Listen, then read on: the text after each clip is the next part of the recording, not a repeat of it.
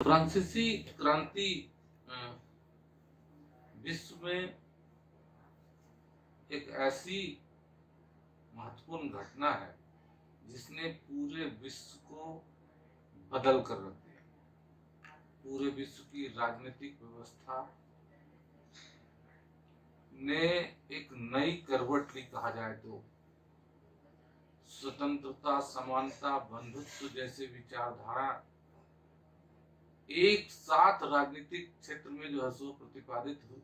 अगर किसी क्रांति की वजह से हुई तो वो फ्रांसीसी क्रांति थी।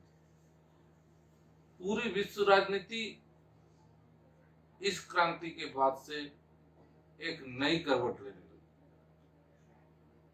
आइए हम लोग जानते हैं कि इस फ्रांसीसी क्रांति ने कैसे पूरे विश्व को बदला। अभी फ्रांसीसी क्रांति को समझने से पहले हम लोगों को ये समझना होगा कि पूरे यूरोप में फ्रांस की स्थिति क्या थी। किस तरह से फ्रांस ने 17वीं 18वीं सदी में सुप्रीमेसी हासिल की थी, पूरे विश्व में अपना स्थान बनाया था, और यहाँ पर किस तरह से एक सुविकसित तंत्र ने निरंकुशता की ओर अपने कदम बढ़ाए थे, और किस तरह से इस निरंकुशता ने जनता को इस क्रांति की ओर धकेलने का काम किया। ये सब बातें हमको समझने की जरूरत है। तो सबसे पहले हम लोगों को ये जानना चाहिए कि जो है सो फ्रांस ने किस तरह से सुप्रीमेसी हासिल की। ये फ्रांस के अभ्युदय के बारे में जानना बहुत जरूरी है। तो अगर हम पूरे विश्व के इतिहास को देखें, खास करके यूरोप के इतिहास को, तो 17वीं 18वीं शताब्दी में आकर बूर्बो वंश के सर्व प्रमुख जो राजा थे, जिसको हम लोग हेनरी फोर्थ के नाम से जानते हैं, उन्होंने पूरे शासन तंत्र को इस तरह से इस्टेब्लिश कर दिया कि फ्रांस अद्वितीय हो गया इस क्षेत्र। उसने न सिर्फ राजनीतिक तंत्र को बदला बल्कि आर्थिक तंत्र को भी प्रभावित किया। उसके आर्थिक सुधारों ने फ्रांस को चरमोत्कर्ष पर पहुंचा दिया। वाणिज्यवाद ने जो है सो फ्रांस को आर्थिक समृद्धि दी, और इस तरह से जो है सो फ्रांस सबसे आगे निकल गया। अपने कंटेम्पररी हैब्सबर्ग और स्पेन की उनके राजतंत्रों से वो बहुत आगे निकल चुका था। तो हेनरी फोर्थ एक तरह से कहा जाए कि वो जो है सो इस फ्रांस का निर्माता हम लोग कह सकते हैं। अगर हेनरी फोर्थ के बारे में समझना है तो एक वाक्य उसका पूरे उसके विचार को जो है सो बता देता है, और वह वाक्य है, वह कहता था कि रविवासरी रात्रि भोज में हर किसान की थाली में चिकन होना चाहिए। इसका मतलब वह चाहता था कि उसका फ्रांस समृद्धि के उत्तम शिखर पर पहुंचे। हेनरी फोर्थ को सहयोग मिला उसके एक प्रमुख मंत्री, उसका नाम था सली। ड्यूक ऑफ सली उसका जो है प्रधानमंत्री था, और उस सली ने उसके आर्थिक जो है सुधारों को मजबूती दी। उसने क्या किया, अब उसके स्टेप्स वाइज उसको समझिए कि किस तरह हेनरी फोर्थ के समय में जो है ड्यूक ऑफ सली ने जो सुधार की वो फ्रांस को आगे ले गया। उसने क्या किया कि एक समेकित विधि व्यवस्था लागू की, और उस समय जितने भी सामंत थे उन सब को उसने जो है सो फ्रांस के राजा के समक्ष नतमस्तक कर दिया। जैसे बीरों, बर्मंडी, बुइयों, इन जैसे सामंतों को उसने नीचा दिखाया, और पूरे फ्रांस में जितने सामंती विरोध हुए उन सब को नियंत्रित करने में सफलता पाई। तो क्या फायदा हुआ उसका कि सामंतों का जो है सो प्रभाव समाज पर घट गया, और राजा का जो है सो लोगों के निगाह में स्थान बहुत ऊंचा हो गया। उसने क्या किया कि दूसरा काम कि आंतरिक और बाह्य दोनों ही व्यापार को प्रतिबंध मुक्त कर दिया। इससे क्या हुआ कि फ्रांस में समृद्धि आने शुरू हुई। कृषि के क्षेत्र में उसने जबरदस्त सुधार किए। सबसे पहला तो उसने कृषि की जमीन का विस्तार किया, अधिक से अधिक जो है सो दलदली जमीन को उसने कन्वर्ट करा लिया खेती के लिए, और बेहतर किस्म की फसलों को जो है सो उगाने का प्रावधान किया।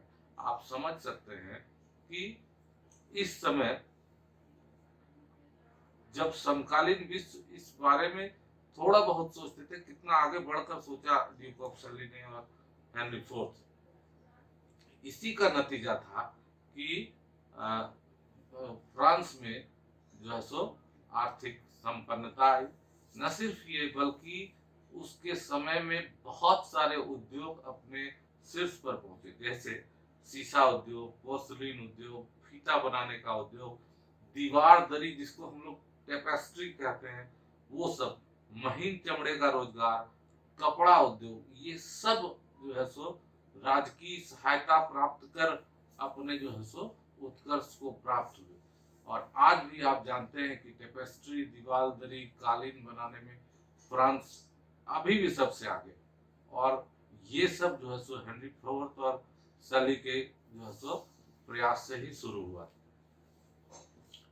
आप जानते हैं कि लियोन और नीस जैसे शहर रेशम उद्योग के बड़े केंद्र बन गए थे। इसका फायदा क्या हुआ? अब जैसे उद्योग विकसित होता है तो उद्योग के लिए बाजार चाहिए, उद्योगों के लिए कच्चे माल चाहिए। ये सब जो है सो प्राप्त करने के लिए फ्रांस ने अपने उपनिवेश का विस्तार करने का प्रयास किया। 1608 ईस्वी में क्यूबेक, जो कि अमेरिका में है, उसको उसने पहला उपनिवेश बनाया। और इस तरह से बहुत सारे जगहों में धीरे धीरे फ्रांस ने अपना पैर पसारना शुरू किया। अब देखिए, फ्रांस में एक व्यवस्था थी टैक्स फार्मर्स की। टैक्स फार्मर्स क्या होते थे? ये ठेकेदार होते थे जो कि जिनको की ठेके पर टैक्स वसूलने का काम दिया जाता था। ठीक, तो ये बहुत बुरी परंपरा जिसको कि हटाने का प्रयास भी किया गया। हालांकि ये संभव नहीं हो सका हेनरी फोर्थ के समय में, लेकिन फिर भी सली ने इसको जो है सो बहुत ही नियंत्रित तरीके से जो सो रेगुलेट किया। और जो किसानों पर सामंतों और टैक्स फार्मरों का अनावश्यक दबाव था उसको कम कर दिया। ये जो है सो बड़ी फायदे की बात है। दूसरा बात, धर्म के क्षेत्र में भी जो है सो हेनरी फोर्थ ने एक बहुत ही संतुलित नीति अपनाई। जैसे उसके समय में एक जो है सो आप जानते हैं उसको हम लोग जो है सो नान्त अध्यादेश के नाम से जानते हैं, एडिक्ट ऑफ नान्त।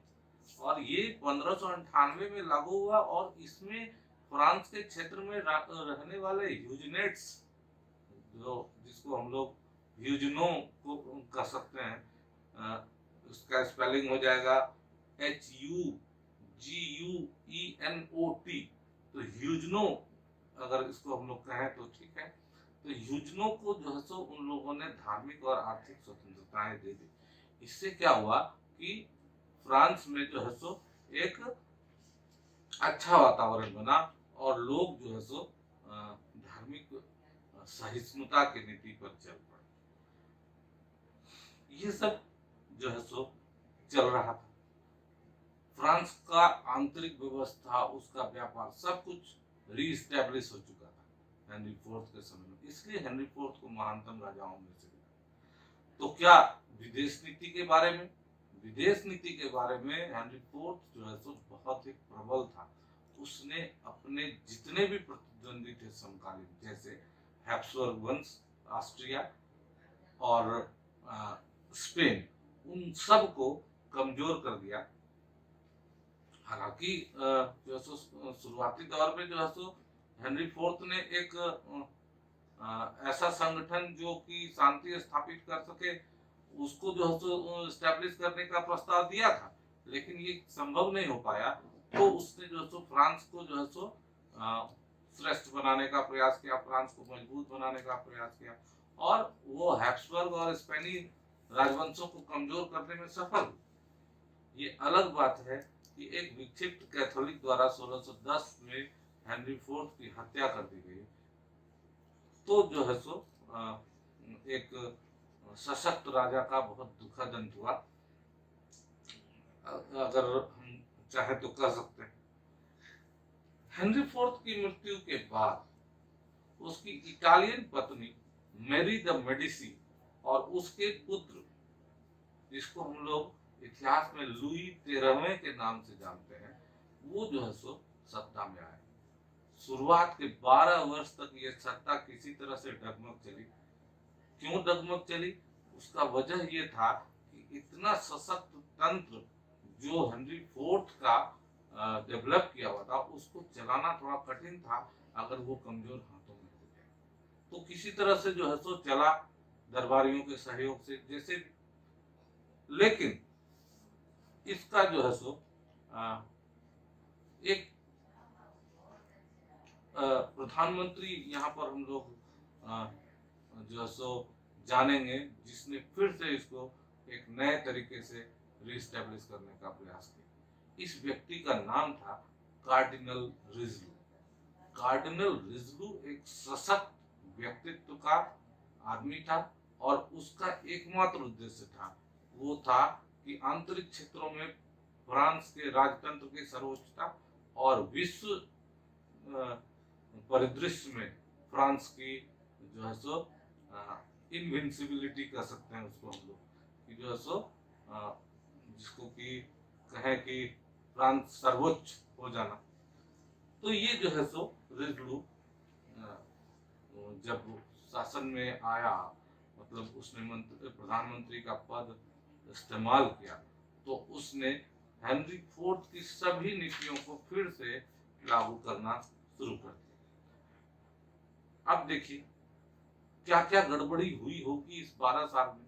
सबसे पहला बात है कि हेनरी फोर्थ के ताकत से जो सामंत शांत बैठे थे, वो जो है सो उभर कर आए होंगे। दूसरा बात है कि ह्यूजेनॉट्स को जो नान्त आदेश से जो स्वतंत्रता मिली, इन वर्षों में उन लोगों ने इसका जो है सो एक तरह से कहा जाए कि नाजायज फायदा भी उठाया। तो रिजलू के लिए ये नान्त आदेश जो है सो बहुत ही असहनीय थे, एक तरह से कहा जाए।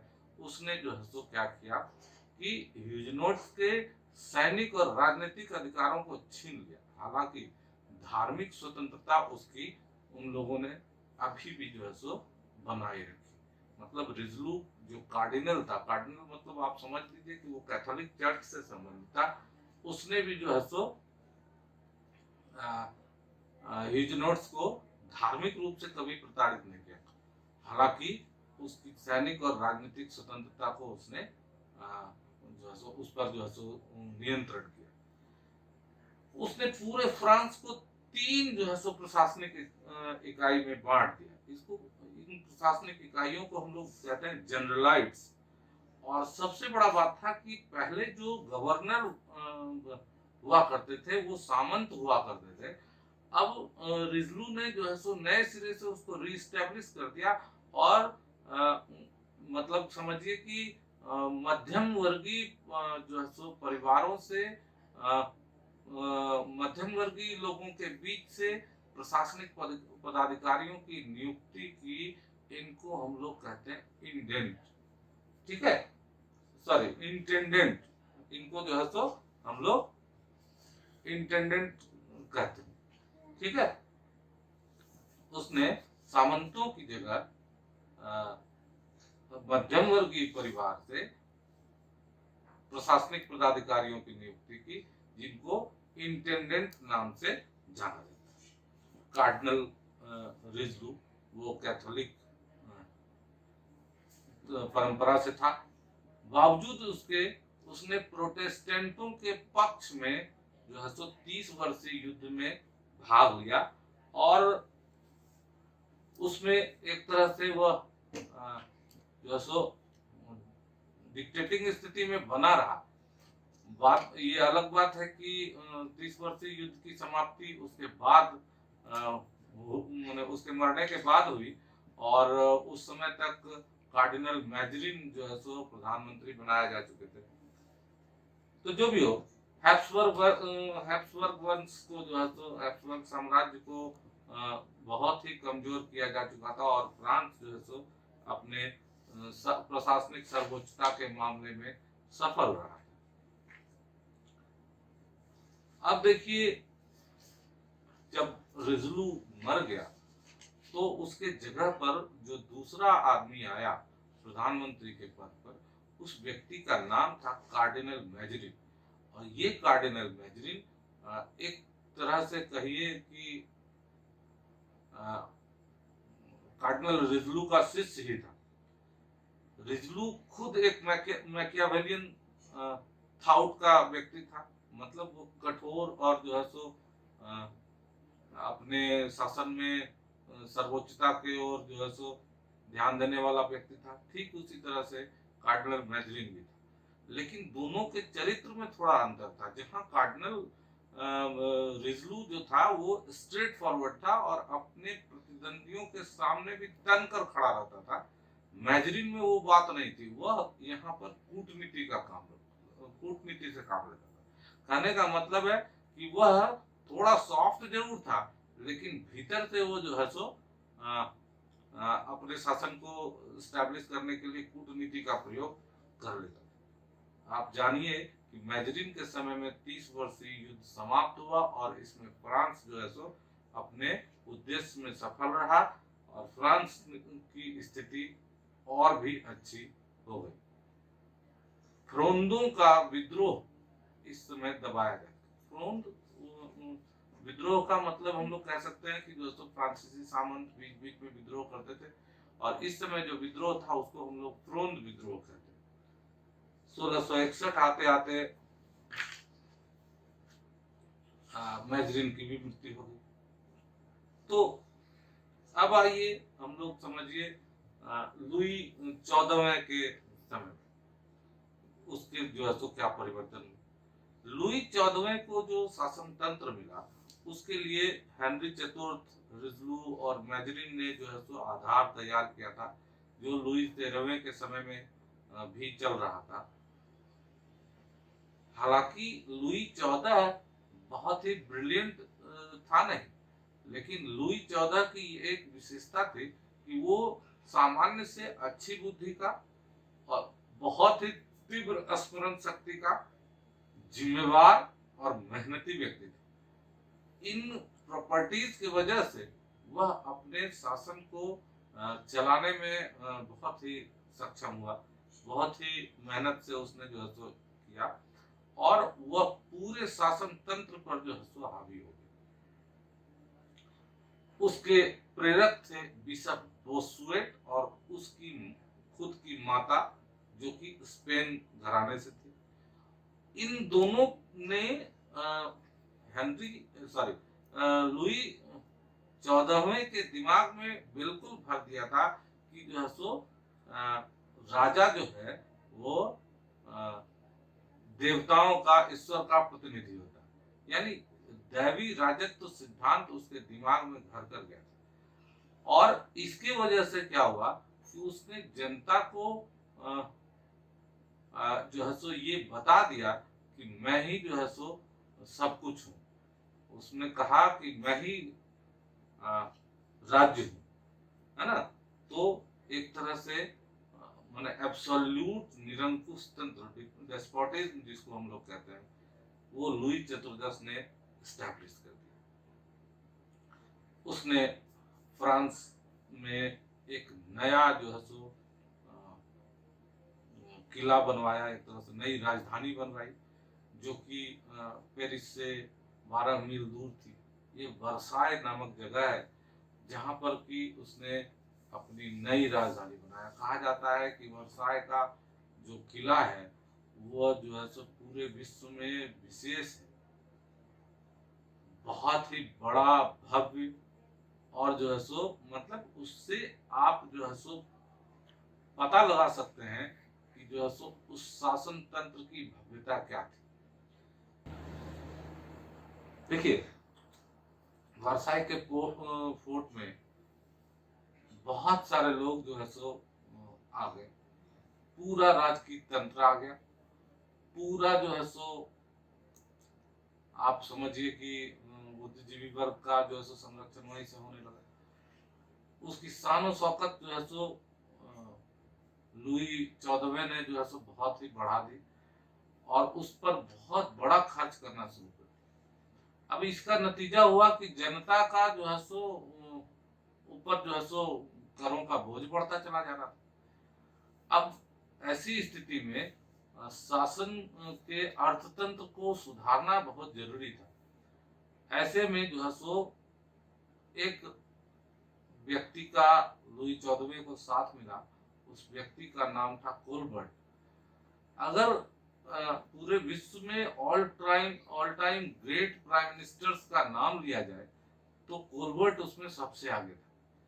तो कोलबर्ट को जब प्रधानमंत्री पद दिया गया तो उसने जो है सो फ्रांस की अर्थव्यवस्था को पुनः साधने का प्रयास किया। उसने जो है सो सबसे पहला काम किया कि टैक्स फार्मिंग, जो ठेकेदारी पद्धति थी टैक्स वसूलने की, उसको बंद कर दिया। उसने राज्य के खर्चों में बहुत सारी कमियां की, बहुत सारी चीजों में जो है सो कटौती करनी शुरू कर दी। लेकिन गड़बड़ी एक ही जारी रही, वो ये था कि शाही खर्च में, राजा के खर्च में और राजशाही भवनों के खर्च में बहुत ज्यादा कमी नहीं की जा सकी। चुंगी सीमा शुल्क को घटाया गया, जिससे क्या हुआ फायदा कि चुंगी सीमा शुल्क के घटने से व्यापार में जो है सो बढ़ोतरी हुई, अर्थव्यवस्था को जो है सो बहुत बल मिला, राजकोषीय घाटा जो है सो बंद हुआ और ऐसी स्थिति में जो है सो अर्थतंत्र को फायदा हुआ। मर्चेंटलिज्म, जिसको कि हम लोग जो है सो बात के काल में बहुत ही इम्पोर्टेंट देखेंगे विश्व इतिहास के संदर्भ में, भारत भी मर्केंटलिज्म का बहुत बड़ा जो है सो उस पर प्रभाव पड़ा था। कोलबर्ट ने अपने समय में वाणिज्यवाद या मर्केंटलिज्म को जो है सो शीर्ष पर पहुंचाया। उद्योग के विकास की जितनी सुविधाएं संभव थी वो सब जो है सो मुहैया कराई गई। हॉलैंड से, इटली से, इंग्लैंड से, हर जगह से कारीगर आमंत्रित किए गए फ्रांस में, और फ्रांस में जो है सो इस तरह से एक नया औद्योगिक तंत्र विकसित कर दिया गया। अभी देखिए, विदेशी व्यापार और उपनिवेश की स्थापना का जो है सो दौर भी यहाँ पर बढ़ा। आप जानते हैं कि भारत में जो है सो फ्रेंच ईस्ट इंडिया कंपनी जो आई, तो उस कंपनी का इस्टेब्लिशमेंट का क्रेडिट भी जो है सो कोलबर्ट को ही था। 1664 में जो है सो भारतीय ईस्ट इंडिया कंपनी, जो हम लोग देखते हैं east India company, French east India company, वो जो है सो 1664 में बनी और उसने भारत में व्यापार करना शुरू किया। आप यहाँ के इतिहास से अच्छी तरह वाकिफ हैं कि जो है सो किस तरह से डुप्ले और गोडेहू या इस तरह का जो है सो गवर्नर्स यहाँ थे, जिसने कि एक तरह से कहिए कि भारत के दक्षिणी क्षेत्र में अपना अच्छा खासा प्रभाव जमा लिया। भारत के अलावा सेनेगल, मेडागास्कर, लुसियाना जैसे क्षेत्रों में फ्रेंच व्यापारिक कंपनियां स्थापित हो गई, भारत में तो थी। 1683 में कोलबर्ट का निधन हो जाता है और कोलबर्ट के निधन से जो शून्य उत्पन्न हुआ, फिर उसको कोई भर नहीं सका। 1683 में कोलबर्ट का मरना और उसके जगह पर कोई दूसरा आदमी ऐसा नहीं आ सका जो कि फ्रांस को फिर से नई राह दिखा पाता। लुई 14वें की जो निरंकुशता थी वह अपने पराकाष्ठा पर थी।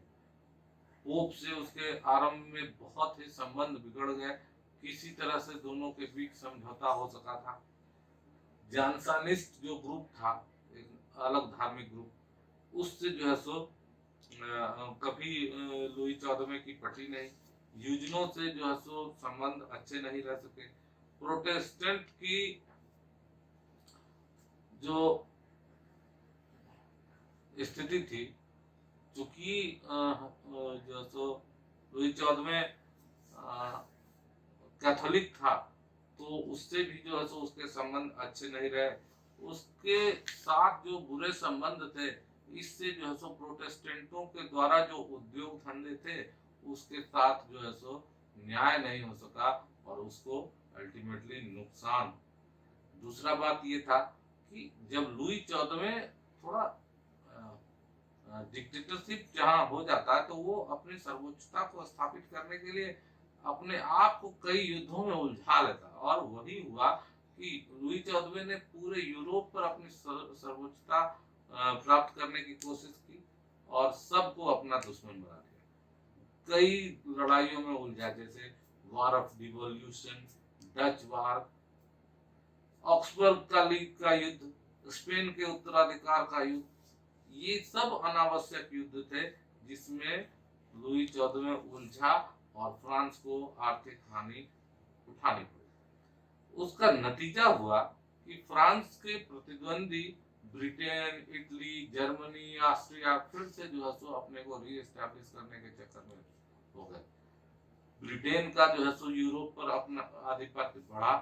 इटली और जर्मनी जो कि छोटे छोटे राज्य जो है सो छोटे छोटे राज्यों में विभक्त थे, उन सब ने अपना एकीकरण करना शुरू किया, राष्ट्रवाद की भावना विकसित हो गई।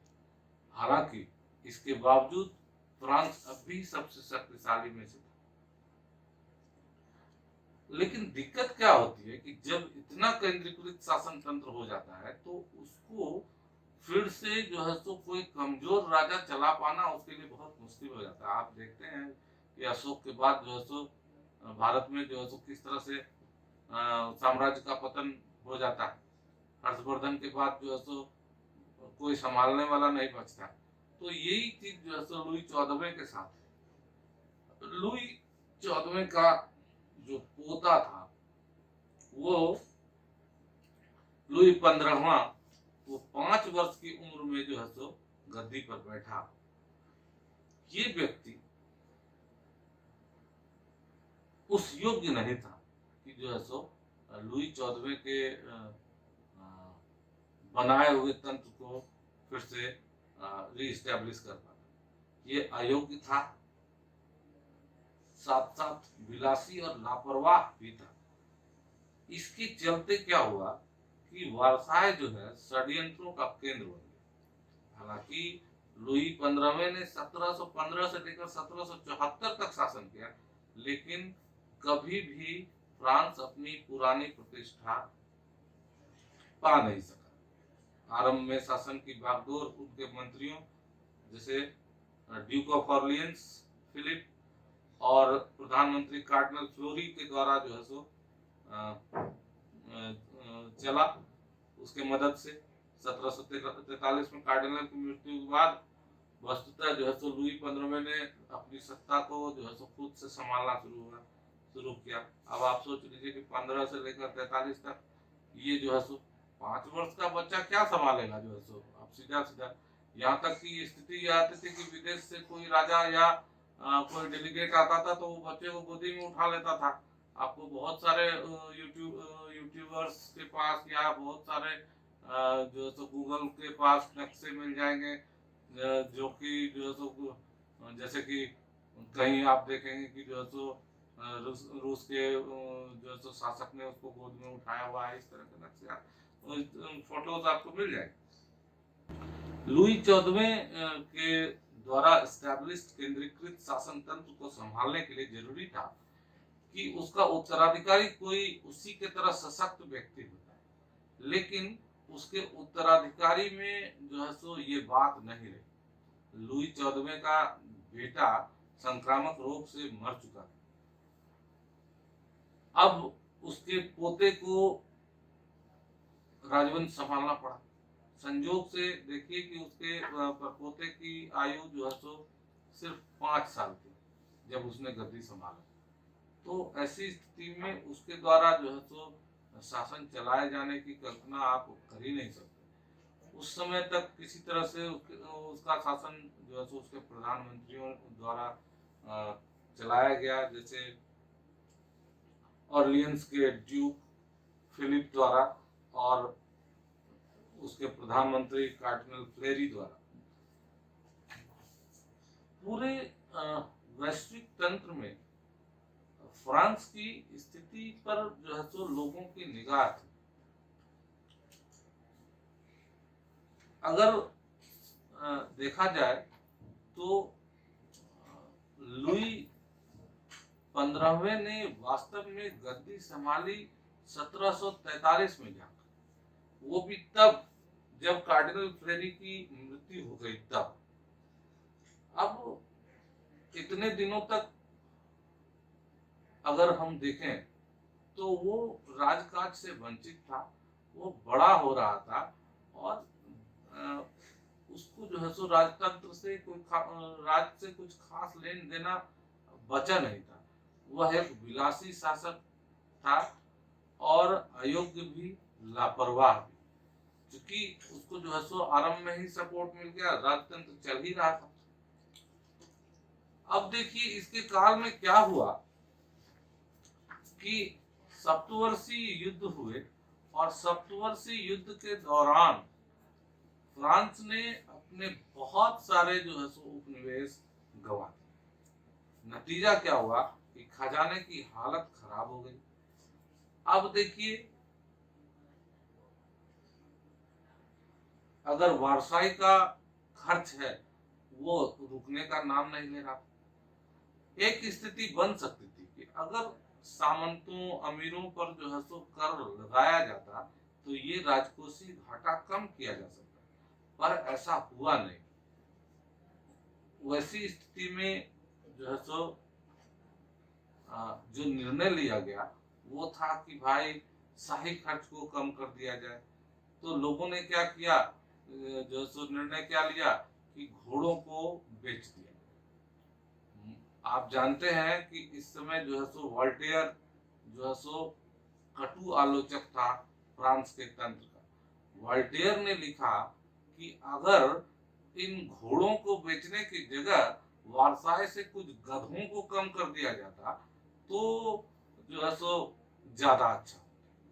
ये व्यंग्यवान था। वस्तुतः वॉल्टेयर संकेत कर रहा था कि जैसे अयोग्य लोगों का जमावड़ा वारसाई में हो चुका था, उन लोगों को वहां से हटाना बहुत जरूरी था शासन को मजबूत बनाने के लिए। अब देखिए वॉल्टेयर ने इतना कठोर व्यंग किया, नतीजा उसका झेलना पड़ा कि उसको जो है सो बास्टिल के किले में जो है सो तहखाने में कैद कर दिया गया, वो जेल में जो है सो भर दिया गया। अब लुई 15वां बिल्कुल निरंकुश और विलासी हो चुका था। रही सही प्रतिष्ठा धीरे धीरे फ्रांस की घटती रही। यूरोप में सर्वोच्चता तो जा ही चुकी थी, आर्थिक समृद्धि भी दिन प्रतिदिन घटती रही। इसको जो है सो भरपाई करने के लिए जनता पर दिन प्रतिदिन कर बढ़ाए जा रहे थे। तो एक तरह से कहा जाए कि ये व्यक्ति धीरे धीरे अलोकप्रियता की ओर बढ़ रहा है। इसी बीच में एक और घटना होती है कि लुई 15वें ने अपने पोते की शादी के बारे में घोषणा कर दी कि ऑस्ट्रिया की राजकुमारी से इसका विवाह किया जाएगा। अब सप्तवर्षीय युद्ध में फ्रांस की हार होती है तो लोगों ने माना था कि ऑस्ट्रिया ही उसकी वजह था, कि ऑस्ट्रिया के फेवर में न फ्रांस घुसता इस युद्ध में, न इस तरह का कुछ होता। और वैसी स्थिति में ऑस्ट्रिया की लड़की से जो है तो अपने परपोते की शादी, तो जनता ने कहा कि ये तो बिल्कुल जो है तो समझ में आने वाली बात नहीं है। लेकिन जो है सो राजा इस बात पर जो सो कायम रहा। उसने अपने 15 वर्षीय परपोते की शादी जो है सो, जो बाद में राजा भी बना, और जो है सो ऑस्ट्रिया की राजकुमारी मेरी एंटोनेट, जिसको हम लोग कहते हैं, बाद में हम लोग फ्रांस की क्रांति में ये नाम आप बहुत ही जो है सो इम्पोर्टेंट हो जाएगा, उसको हम लोग देखेंगे। तो उससे करवा दी गई। ये अलग बात था कि पहले दिन से ही 15 वर्ष का जो है सो लड़का और 14 वर्ष की लड़की दोनों के बीच में जो है सो कभी भी अच्छे संबंध नहीं रहे, दोनों एक दूसरे को बिल्कुल पसंद नहीं करते थे। खैर जो भी हो, यहीं से एक तरह से जनता और जो है सो राजा के बीच में एक जुड़ाव महसूस होना शुरू हुआ। अब आगे जो स्थिति बनेगी फ्रांस की, वो फ्रांस को नई क्रांति की ओर ले जाएगा। और इस समय की जो राजनीतिक व्यवस्था जो हम लोग अभी तक समझ पाए थे, और वहां से लेकर क्रांति तक को हम लोग इतिहास में एंशियंट रेजिम के नाम से जानते हैं, हम लोग पुरातन व्यवस्था के नाम से जानते हैं। ये एंशियंट रेजिम क्या था, इसको हम लोग जो है सो जरा सा समझ लें। क्यों क्यों समझ लें? वो इसलिए कि पूरा फ्रांसीसी क्रांति का जो आधार था इसी व्यवस्था में नहीं। हम लोग जो है सो दो तीन जो है सो बात जाने जरा सा राजनीतिक तंत्र के बारे में, आर्थिक तंत्र के बारे में, सामाजिक व्यवस्था के बारे में। अगर ये चीज हम लोग जान जाए तो हम लोग जो है सो फ्रांस की क्रांति के कारण को बहुत ही आसानी से समझ सकते हैं। अब देखिए राजनीतिक तंत्र उसका कैसा था। इंग्लैंड जैसा था ना, वहां जो पार्लियामेंट की व्यवस्था थी, फ्रांस में भी ऐसे ही पार्लियामेंट की व्यवस्था थी। इसको हम लोग कहते थे स्टेटस जनरल या स्टेट्स जनरल। अभी इतने बड़े हम लोग अभी चर्चा में कहीं भी इस शब्द का इस्तेमाल नहीं किया। उसके पीछे कारण ये था कि हेनरी फोर्थ हो, लुई 14वां हो, सब किसी ने भी जो है सो इसका इस्तेमाल कभी होने नहीं दिया। निरंकुशता का इतना जो है सो जोर था कि स्टेट्स जनरल की कोई मीटिंग नहीं हुई। 1614 में अंतिम मीटिंग हुई और उसके बाद 175 वर्षों तक कोई मीटिंग नहीं हुई स्टेट्स जनरल। तो फ्रांस की ये व्यवस्था थी, वहां स्टेट्स जनरल था, लेकिन निरंकुश राजशाही के दबाव में इसकी कोई बैठक नहीं हुई। राजा मनमाने तरीके से शासन चलाता रहा। वह एक वारंट जारी करके कोई भी निर्णय ले सकता था, किसी भी व्यक्ति को गिरफ्तार कर सकता था, किसी को भी बिना मुकदमा के जेल में डाल सकता था, वगैरह वगैरह। नियुक्तियों के मामले में जो सो वंश परंपरा के आधार पर एक सामंत है तो उसका बेटा सामंत होगा, इस तरह से, या फिर क्रय शक्ति के आधार पर। मान लीजिए कि ये पोस्ट है, पैसा दिया जो है सो नौकरी हो गई। इस तरह से जो है सो नियुक्तियां होती रही। इसका नतीजा क्या हुआ कि पूरी नौकरशाही अव्यवस्थित हो गई, जिसका खामियाजा व्यापारियों को, छोटे भूमिपतियों, सबको भुगतना पड़ा। पूरे फ्रांस की कानूनी व्यवस्था में कहीं भी एक रूपता नहीं रही। केंद्र का नियंत्रण धीरे धीरे वहां पर ढीला होता चला गया। ये थी जो सो फ्रांस की राजनीतिक व्यवस्था। अब जरा सा देखिए कि फ्रांस की सामाजिक व्यवस्था। फ्रांस का समाज 3 भागों में विभक्त। पहला को बोलते हैं हम लोग पादरी, क्लर्जी। दूसरा था नोबेलिटी, जिसको हम लोग सामंत कहते हैं। और तीसरा था सामान्य, ये जो सो सामान्य जनता थी, थर्ड स्टेट्स के नाम से जानी जाती थी। पादरी को जो है सो बहुत सारे विशेषाधिकार प्राप्त थे। ये रोमन कैथोलिक के पदाधिकारी थे पादरी। ऐसा नहीं था कि जो सो प्रोटेस्टेंट थे और ये थे वो थे, वो कुछ नहीं। फ्रांस का जो क्लर्जी था वो मुख्य रूप से रोमन कैथोलिक्स था। और बड़े कार्डिनल्स वगैरह जो है सो बहुत ही ऐशो आराम से रहते थे, कोई टैक्स पे नहीं करते थे। इनका अपना संगठन था, कानून था, न्यायालय था, और टैक्सेशन की व्यवस्था इनके अपने हाथ में थी। आप जानते होंगे एक टैक्स था टाइट, और ये टाइट जो है वो पादरी वर्ग ही वसूलता है। उपज का 10वां हिस्सा हर व्यक्ति को जो है सो चर्च को देना पड़ता था। बड़े पादरी जितने थे सब विलासी, भ्रष्ट और अनैतिक हो चुके। ये अलग बात थी कि जो बहुत छोटे पादरी थे उन लोगों का जीवन अपेक्षाकृत कष्टकर था और जनता के अधिक नजदीक था। आप आगे देखेंगे कि किस तरह से इन पादरियों ने सामान्य जनता का साथ दिया बाद में। अब आइए दूसरा, दूसरा था नोबेलिटी। ये अधिकार संपन्न वर्ग थे, इसके पास भूमि का बहुत बड़ा हिस्सा था। कहा जाता है कि फ्रांस का जो 4% जनता था उसी के पास अधिकांश जमीन थी। वो पादरी और नोबेलिटी दोनों मिला के शासन पर इनकी भी पकड़ थी, इनको भी कोई टैक्स नहीं देना पड़ता। इसका मतलब साफ हो गया कि प्रथम 2 वर्ग ऐसे थे जो टैक्स पे नहीं करते थे। इसका मतलब है कि पूरा टैक्स कहां पर से वसूला जाएगा, वो सामान्य जनता से, यानी थर्ड स्टेट से। अब थर्ड स्टेट एक बहुत बड़ा समुदाय था, जिसमें कौन लोग थे, इसमें थे जैसे कृषक, जैसे मजदूर, जैसे शिल्पी, जैसे सरकारी कर्मचारी, व्यापारी, बुद्धिजीवी, ये सब जो है सो इसी श्रेणी में थे। और इनसे जो है सो कर की उम्मीद रहती थी।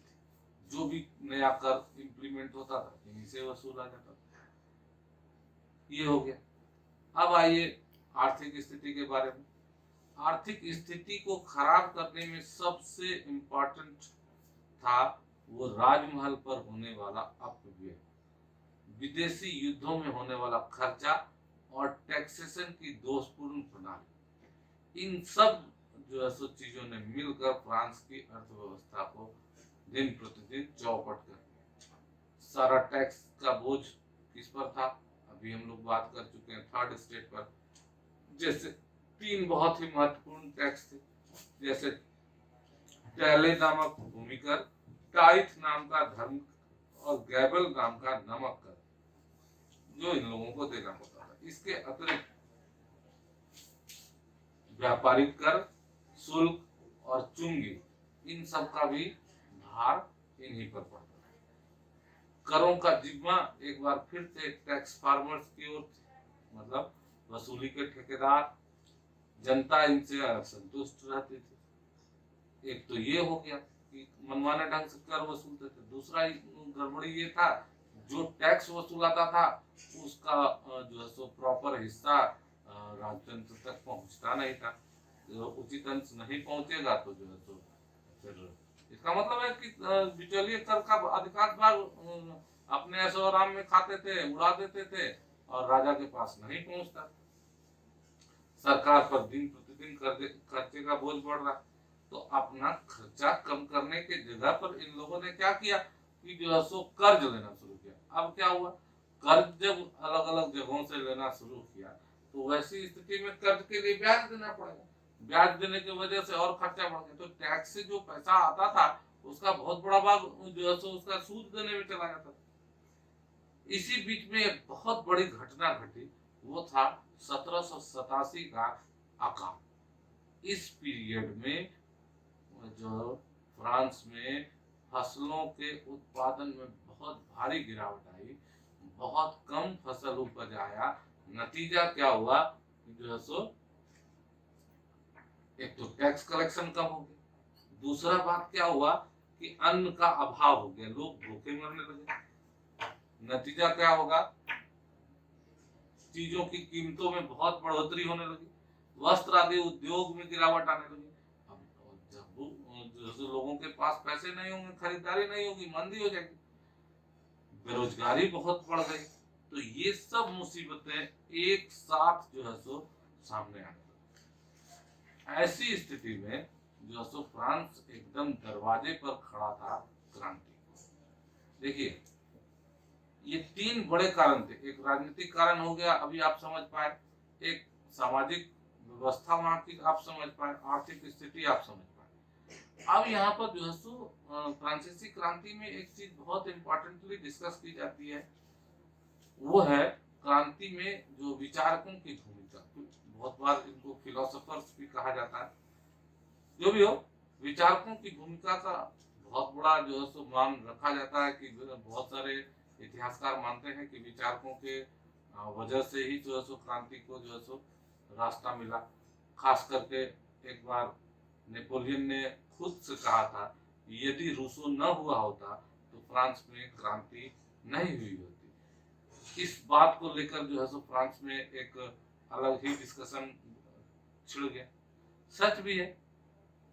फ्रांस की क्रांति पर जो है सो 3 बहुत ही महत्वपूर्ण विचारकों का प्रभाव था। वो विचारक थे वोल्टेयर, मोंटेस्क्यू और रूसो। इसके अतिरिक्त दिदरो, क्वेसने, दांते, कार्टसेट, ये सब जो है सो लोग किसी न किसी तरह से पूरे फ्रांस की जनता, जनमानस को प्रभावित करने में समर्थ। पुरानी व्यवस्था की खामियों को इन लोगों ने अपने रचनाओं में जो है सो बहुत ही विभत्स तरीके से दिखाया और उसके प्रति लोगों में जो है सो ऐसी भावना उत्पन्न कर दी कि उसको जो है सो लोग धीरे धीरे दूर कर। खैर, उस पर बाद में आएंगे। पहले इन सब के प्रमुख विचार जो है सो हम लोग यहाँ पर एक बार जरा सा चर्चा कर लें। मोंटेस्क्यू के विचार पर एक बार बात कर लें। सबसे इंपॉर्टेंट बात था मोंटेस्क्यू के विचार का कि वो राज्य के दैवी सिद्धांत का बिल्कुल विरोधी था। आप जानिए, लुई 14वें ने खुद को दैवी राजत्व को स्टैब्लिश कर दिया था। बोस्सुएट और उसकी माता जो स्पेन के रहने वाली थी, उन दोनों ने उसको कहा कि राजा इसलिए आप हैं कि जो है सो आपको देवताओं का पसंद है आप। तो इसको जो है सो मोंटेस्क्यू ने ये बताया, तो लोगों के नजर में जो है सो ये बात जो है सो धीरे धीरे आई। उसने राज्य की निरंकुशता और राजा की स्वेच्छाचारिता का विरोध किया। अपनी एक किताब है उसने उसकी जो है the spirit of law, spirit of law में उसने साफ सुथरे ढंग से कहा कि शासन में अगर व्यवस्थापिका, कार्यपालिका और न्यायपालिका अलग अलग नहीं है, एक ही हाथ में है तीनों चीज, तो वो शासन कभी नहीं चलेगा। उसने जो है सो इन तीनों के पृथक्करण का सिद्धांत दिया कि जो है सो अलग अलग इन लोगों को रहना बहुत ही जरूरी है। और ये आप जानते हैं कि ये विचार आज जो है सो कितना प्रासंगिक है। भारत का संविधान निर्माण जो है सो इसी सिद्धांत पर हुआ, जिसमें व्यवस्थापिका जो है सो कार्यपालिका और न्यायपालिका को तीनों को एक दूसरे से अलग रखा। तो ये सब जो है सो मोंटेस्क्यू ने एकदम नए तरीके की विचारधारा सबके सामने रखी। इसके बाद आता है नंबर वोल्टेयर का। वोल्टेयर के बारे में अभी हम लोग चर्चा कर चुके थे कि वो कितना कटु आलोचक था और अपने व्यंग के कारण कितना प्रसिद्ध था। एक कहावत है यूरोप में कि यदि इटली को अपने रेनेसां, जर्मनी को अपने धर्म सुधार आंदोलन पर गर्व था, तो फ्रांस को अपने वोल्टेयर पर गर्व था। ये जो है सो बहुत इंपॉर्टेंट है। उसने अपने लेखों से चर्च और पादरियों की विलासिता पर जबरदस्त प्रभाव प्रहार किया। उसने बताया कि जनता को सिर्फ वही बातें माननी चाहिए जो विचार और विवेचना की कसौटी पर खरे उतरे। ये क्या हुआ? अभी आप देखिए हम लोग कहाँ आ चुके हैं। 1700 मैंने 18वीं शताब्दी के अंतिम दशकों की ओर बढ़ चुके हैं। अब तक यूरोप में प्रबोधन की विचारधारा जो है सो वैज्ञानिक तंत्र स्टैब्लिश हो चुका था। प्रबोधन का युग आ चुका था, एनलाइटनमेंट जिसको हम लोग कहते हैं, उसके विचारों से ये प्रेरित हो गया। मतलब ये कोई भी ऐसा बात स्वीकार करने नहीं जा रहे थे जो तर्क की कसौटी पर खरा नहीं उतरता, जो है सो विचार और विवेचना की दृष्टि से ठीक नहीं है। तो ये जो है सो इम्पोर्टेंट बात हो गई। कहा जाता है कि वोल्टेयर के साथ फ्रांस ने सोचना प्रारंभ कर दिया, और ये जब फ्रांस सोचने लगा तो उसकी दिशा सही हो गई। अगले जो महत्वपूर्ण विचारक थे वो थे रूसो। जीन जैक्स रूसो इनका पूरा नाम था। प्रकृतिवाद के ये जनक थे। इन्होंने पूरे विश्व में आदर्श व्यवस्था की परिकल्पना की थी। रूसो का मानना था कि आदमी जो है सो जन्म से स्वतंत्र पैदा होता है, और जैसे जैसे वो ऊपर बढ़ता है वैसे वैसे वो सामाजिक बंधनों में जो है सो बंधता जाता है। अपनी इस थ्योरी का प्रतिपादन उसने जो है सो अपनी पुस्तक सोशल कॉन्ट्रैक्ट, सामाजिक अनुबंध में की। सामाजिक अनुबंध में उसने कहा है कि जनता आपस में मिलकर राजा बनाती है ताकि जो है सो चैन से रह सके, और उस राजा को ये अधिकार, ताकत, ये सब जनता के अनुबंध से ही मिलता है। और इस अनुबंध का अगर वह राजा दुरुपयोग करता है, स्वेच्छाचारिता करता है, तो उसको उखाड़ फेंकने का अधिकार जनता को है। तो ये एक बहुत ही जो है सो इम्पोर्टेंट बात हो गई। उसने साफ कह दिया कि राजा कोई दैवी वस्तु नहीं है, वो सामाजिक अनुबंधों का परिणाम है। अगर वह गलत तरीके से कार्य करता है तो उसको उखाड़ फेंकने में कोई दिक्कत नहीं है। तो जनता को चाहिए कि ऐसे राजा जो है सो जो अधिकारों का दुरुपयोग करते हैं उनके खिलाफ विद्रोह कर सकते। इसके अलावा अन्य महत्वपूर्ण विचारकों में सबसे इम्पोर्टेंट नाम है दिद्रो। दिद्रो ने अपनी एनसाइक्लोपीडिया संपादित की। ये 17 खंडों में विभक्त थी। एनसाइक्लोपीडिया का मतलब होता है विश्वकोश। उसने हर पहलू के ऊपर चर्चा की और जो है सो प्राचीन सामाजिक व्यवस्था, आर्थिक व्यवस्था की जो है सो जमकर आलोचना। उसने सामाजिक संस्थाओं पर खास करके बहुत ही तीखा जो है सो प्रहार किया, जिससे जो है सो जनता बहुत ही प्रभावित थी। क्वेसने एक अर्थशास्त्री था और वह जो है सो व्यापारियों पर कर लगाने का, अतिरिक्त कर लगाने का बिल्कुल विरोधी था। उसने सबसे इम्पोर्टेंट बात ये था कि जो है सो पूर्व से चले आ रहे वाणिज्यवाद का विरोध किया। ठीक है, तो इन विचारकों का जो है सो माना जाता है कि फ्रांसीसी क्रांति में बहुत योगदान था। अब देखिए, ऐसा नहीं है कि ये विचार एब्सोल्यूट। बहुत सारे इतिहासकार, बहुत सारे विचारक फ्रांसीसी क्रांति में इन विचारकों के योगदान को बहुत महत्व नहीं भी देते। बहुत लोग मानते हैं कि इन विचारकों से फ्रांसीसी क्रांति नहीं हुई। इन विचारकों ने जो है सो फ्रांसीसी क्रांति का आधार भले तैयार किया। वस्तुतः फ्रांसीसी क्रांति उन कारणों से हुई जो जनता ने फेस किया, जो डिफिकल्टीज फेस किया, खास करके 1787 के अकाल के बाद जो भुखमरी हो गई, जो लोगों को जो है सो दिक्कतें आने शुरू हुई, उसने जो है सो इस क्रांति को उभार दिया। विचारकों के विचार तो पहले से ही चले आ रहे थे, लेकिन क्रांति को क्लिक करने में तात्कालिक कारण जो है सो खुद वही था।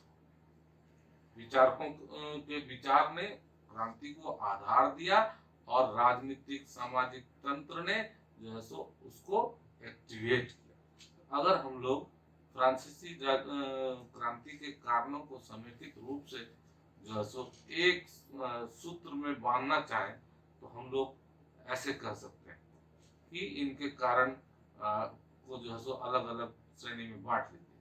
सबसे पहले पकड़ लीजिए जो है सो राजनीतिक कारणों को एक साथ। क्या क्या राजनीतिक कारण? फ्रांस का निरंकुश राजतंत्र पहला कारण। दूसरा कारण राज दरबार की विलासिता। तीसरा कारण शासन का अति केंद्रीकरण। चौथा अव्यवस्थित शासन व्यवस्था, मतलब स्थानीय शासन का जो है सो अव्यवस्थित होना। पांचवा न्याय संबंधी अव्यवस्था। ये सब राजनीतिक कारण। अब आइए आर्थिक कारण को जरा पकड़ लें। टैक्स फार्मर्स, कर की अन्यायपूर्ण व्यवस्था और व्यावसायिक रुकावटें, ये जो है सो महत्वपूर्ण आर्थिक कारण। सामाजिक कारण में आप जानते हैं कि समाज का स्तरीकरण फ्रांसीसी क्रांति का जो है सो मुख्य आधार बना।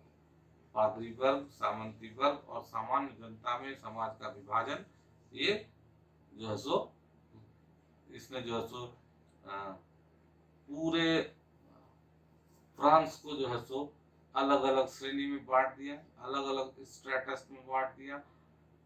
ये स्ट्रेटा जो है सो एक दूसरे के खिलाफ जो है सो घृणा का भाव उत्पन्न कर रहे थे। इससे जो है सो सामाजिक क्रांति में बहुत महत्वपूर्ण जो है सो विचारकों का प्रभाव तो था ही, ये बौद्धिक कारण।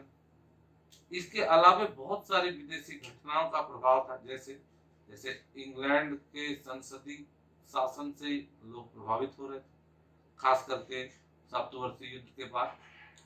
अमेरिकी स्वतंत्रता संग्राम में जो हार्डशिप्स जो है सो फ्रांस ने फेस किया, और फ्रांस के लोग जो अमेरिकी स्वतंत्रता संग्राम में जो है सो जाकर लड़े, तो वहां पर से वो अपने साथ लेकर आए थे प्रजातांत्रिक भावना, जो कि अमेरिकी स्वतंत्रता संग्राम की देन थी।